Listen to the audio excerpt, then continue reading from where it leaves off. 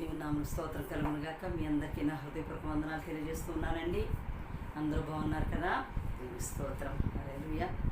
సిల్వలో నాకై కార్చెను యేసు రక్తము, శిలనైన నన్ను మార్చెను యేసు రక్తము, శిలనైన నన్ను మార్చెను యేసు రక్తము, ప్రభు యేసు రక్తము, ప్రభు యేసు రక్తము, అమూల్యమైన రక్తము యేసు రక్తము, అమూల్యమైన